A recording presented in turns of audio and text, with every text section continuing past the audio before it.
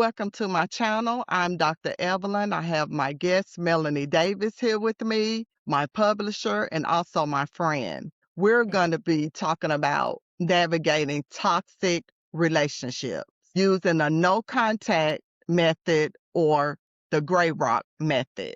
Those are two key strategies that we'll be discussing. Welcome back, Melanie. Hey, Evelyn. Dr. Evelyn, I love the introduction of calling me a friend. Thank you so much. I really love knowing you and working with you and just getting to be a part of your channel whenever you invite me. So, we're talking about toxic relationships here. I just kind of wanted to start out by pointing out how common toxic relationships really are in our world today. So many people are dealing with them. I think that one of the problems is they struggle to even recognize that they're in one. Or if they know that they're in one, once they figure it out, they don't know what to do about it or how to manage them. Well, we have some information for them. Just Yeah. like I mentioned a few minutes ago, you can either go no contact or use the gray rock method when no contact isn't possible. So let's talk about what is a toxic relationship. A toxic relationship consists of patterns of behavior that harm emotional or psychological well-being.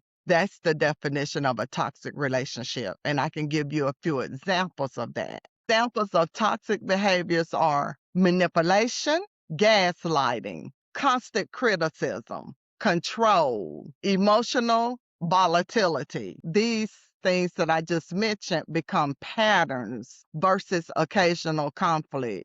A common feeling you may experience from a toxic relationship may be walking on eggshells. I think that feeling of walking on eggshells is really common. I think we have all felt that way before. But I think it's a really good way to help yourself identify that you might have a toxic relationship.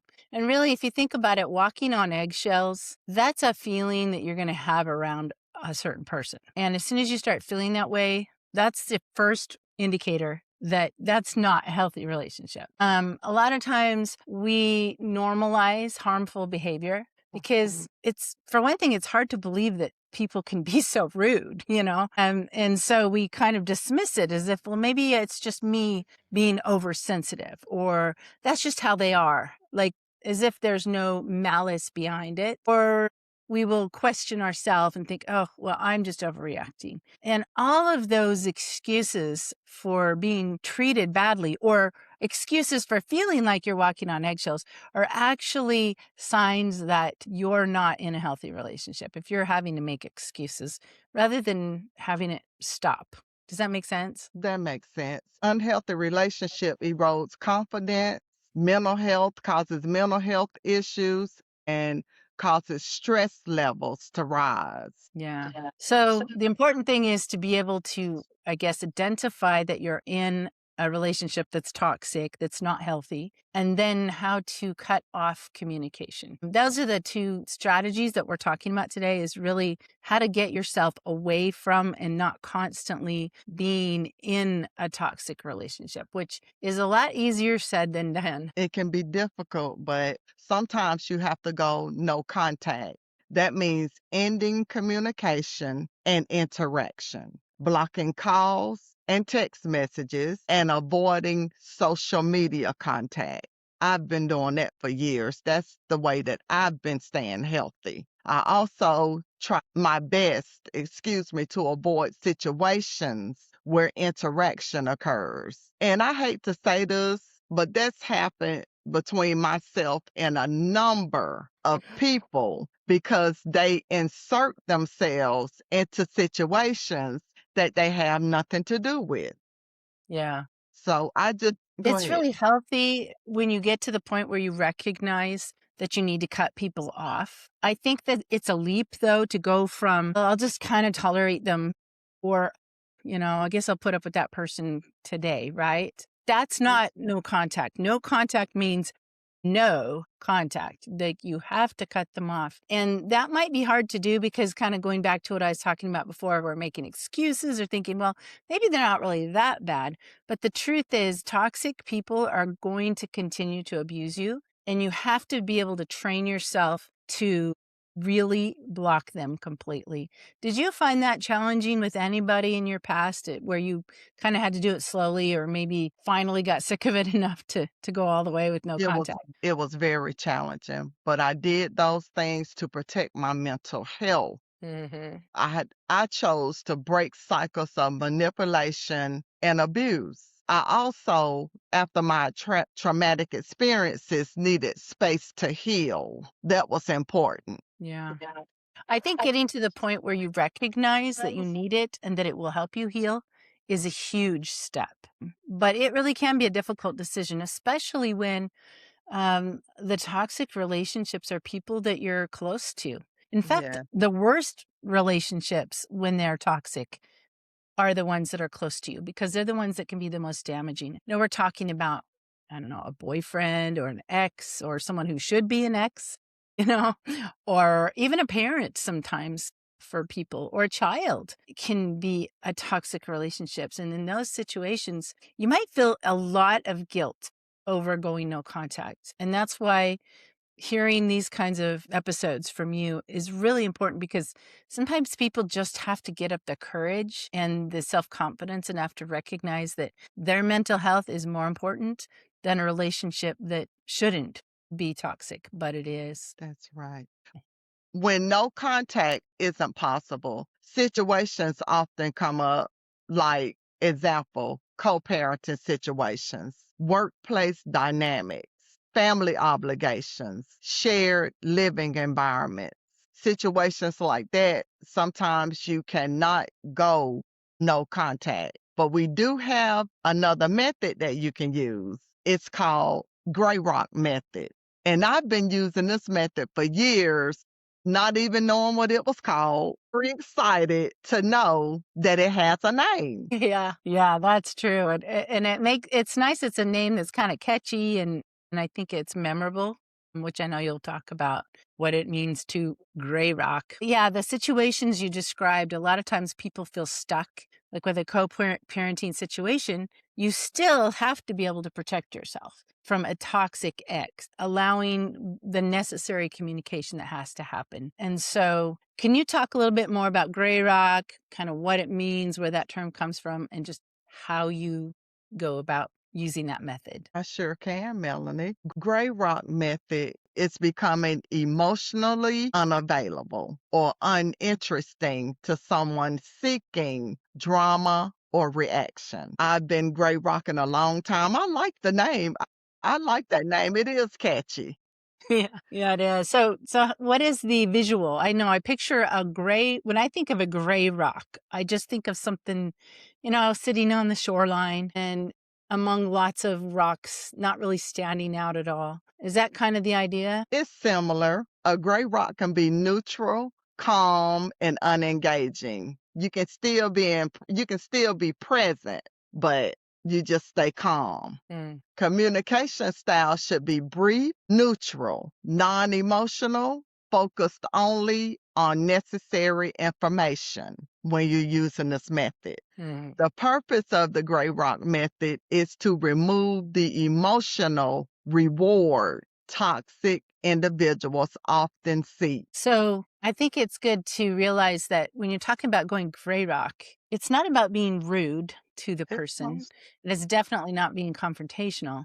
It's actually, like you just said, it's removing that reward. A toxic person often is just trying to, as they say, get your goat. They feed off of your frustration or anger. That's the reason they're treating you that way. So when you disengage from that emotional cycle they're trying to put you in, you have gone gray rock with them. That's very true. The most toxic people are looking for a reaction Mhm. from another individual. That means that you are their emotional, maybe supply, that they want to see if they can get you riled up or not. And because I know this, I'm learning how to keep my cool. Yeah. Let Yeah. me give you some examples of gray rock responses. Responding to criticism without engaging. Okay, I hear you. When baited into argument, give minimal response. When pulled into gossip or drama, just say, I'm not sure. I don't have anything to add. Avoid defending, explaining, or arguing unnecessarily. I can see where this might feel really unnatural at first, Yeah. because a lot of times a toxic relationship becomes toxic because we are responding to the way they're treating us, or Yeah. we are getting angry, or we might actually start yelling ourselves, and they're loving it. And so it's doing it for some of us, or probably all of us, because once you're in a toxic relationship, you're having to do a 180 from what you were doing. Yeah. I think that I don't know, I think it might be helpful, just as I think about this, to think of it as a game, because they're gaming you. They're gaming you and seeing how, they're poking you. Poke, poke, poke, poke. Can I get her mad? All right. Now she's mad. Now I've ruined her day. All right. And if you game it almost by being as polite to the person, in other words, give them the opposite of what they're trying to get, that's kind of like what I see the examples that you gave. Like when they're trying to create gossip or drama, you'd be like, I don't have anything to add. And that's it. You don't say anything else. That will get their goat, I Yeah. think it could be, if you can look at it as almost something, not that you want to have to communicate with them. Ideally, you don't want to have contact at all. So it's not like you want to hang around and watch their response. But I think there could be some satisfaction in seeing them get frustrated at their inability to frustrate you. Important internal component, not internalizing toxic behavior. When you recognize behavior that reflects the other person's patterns, you have to kind of learn how to focus on you. Yeah. Maintain self-worth despite criticism, because they have an opinion about you anyway. Yeah. And I think too that when you're constantly soaking up someone's repeated negativity, it can't help but affect your self esteem. Even if you say, "Oh, I'm not going to let them bother me," or, "Oh, I know that's just their opinion." When there's negativity constantly coming at you, it's going to chip away at you.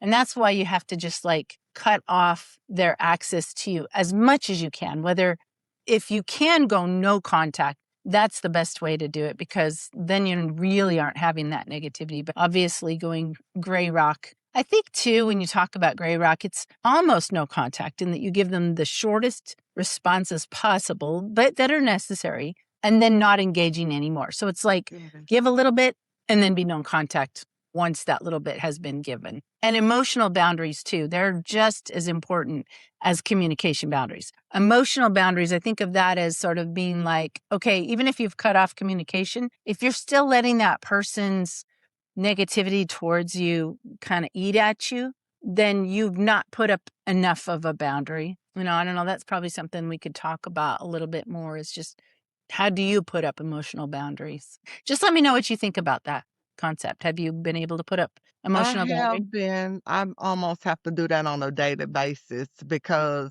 if not, I would be sick going to the doctor every Monday if I was internalizing and participating in all this negativity that's spreading rapid. Yeah. What advice do you have, like, to help people who maybe are struggling with that? Oftentimes, you just got to learn how to focus on what you're doing. And then you can be in that environment, but don't get distracted by what's going on around you. Stay focused on what you need to do and keep a positive attitude and a positive mindset. So, with that in mind, what are some of the challenges that you think people might have with going gray rock? Putting up those boundaries. What are some challenges? Sometimes you may get a reaction from toxic individuals. Hmm. Escalation at first. They may not be happy that they're seeing that you actually grow. Now, the world would say that you're rude and other descriptions like that, but that's not what that is. The individual may attempt to provoke stronger reactions from you. Hmm. But key strategies when you're on a healing journey and using a gray rock method is consistency. Over time, behavior decreases when reactions disappear. Yeah. When You just someone gotta. knows that they can't get a reaction out of you, they will go and find another person maybe that they can have that type relationship with, and hopefully they'll just leave you alone if you don't want to be involved in it. Yeah, I agree. That's the hope, and I imagine it could be the outcome for a lot of relationships. There might be some where you still have so much of a connection to them that they're still gonna always try, but when they never get a response, who's got the energy for that? They're going to wear themselves out. It's like a toddler. Have you ever had Right. a 2-year-old throw themselves on the floor and throw a tantrum? And parents who respond to that usually get lots of tantrums. When you think of a toxic person, they're pretty immature or they wouldn't be doing that. And we want to make sure that the audience knows that we don't hate anyone. This Hmm. is just a method that's used to help individuals to stay healthy by setting clear boundaries. And we've mentioned in the past on other shows, you can look at boundaries, the episodes. People don't like boundaries sometimes, Toxic but people hate them, but once you've established them, they can't break through them if you don't let them. right. Yeah. Keeping conversations focused on necessary topics is very helpful. Documenting interactions, especially work or legal situations, because sometimes things can be turned around on you in different situations. Yeah. To me, that's somebody wanting to control somebody, though, Hmm. Which is very toxic. Just and somebody seeking wanting to control you. outside support. When you seek outside support, like the Evelyn the Advocate YouTube channel, you can find resources here or just go and do your own research. Yeah. And counselors too. I know you've talked a lot in our past episodes about the role that counselors played in helping you to be healthy and to move on. Yes, advocates and trusted friends that love you that are going to tell you the truth, not just tell you something that you want to hear. Yeah. Yeah. Truth tellers.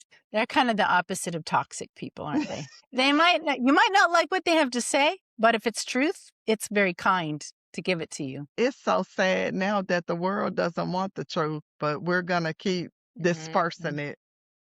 Yeah. Yeah. Dispersing That's it. what we're I like every that. time we get an opportunity. Some common issues that may occur are guilt around boundaries, Mhm. especially with family relationships. And I don't know why that is. I think when it comes to family relationships, um there's a innate responsibility that should be there, for those that believe in Christian principles, honor thy father and mother, and so we love our parents, and when our parents are toxic and harsh and cruel, it's really, talk about messing up your mind, the mental health that can come from someone who should be your caregiver and your protector being the one that's hurting you. That's really hard and it can carry guilt, but it's also one of the most important relationships not to allow to keep beating you down because, that can tear you up more than a stranger or just, a friend you've just made that's toxic. You don't have as much guilt releasing someone from your life who maybe hasn't been in it very long. But for people who've been in it a long time, that I think that guilt's going to come to you naturally. And again, I think that's where trusted friends who are honest and especially counselors do become important because sometimes our automatic feelings towards people like a child or a parent, a loved one might keep us from ever really getting over that guilt without some help. I think I agree with you on that because we all need to go get some expert help sometime. I think sometimes when we hear the word boundary, it kind of carries a negative connotation. Sometimes boundaries look like something that we don't want. We don't want to be restricted. And of course, a toxic person definitely doesn't want to be restricted. And it's not fun to be the boundary keeper either. It's work, if we're being honest. At least at first, it's work until people figure out that they really can't cross that boundary. And then it's not so hard. I think it's important that everyone really understands that boundaries are healthy. They can be maintained. It might be hard at first, but don't give up. And you can do it. You really can. We've said all that to say that people deserve relationships that are respectful and supportive. It's okay to protect your peace. Tools include no contact when possible, gray rock when interaction is unavoidable.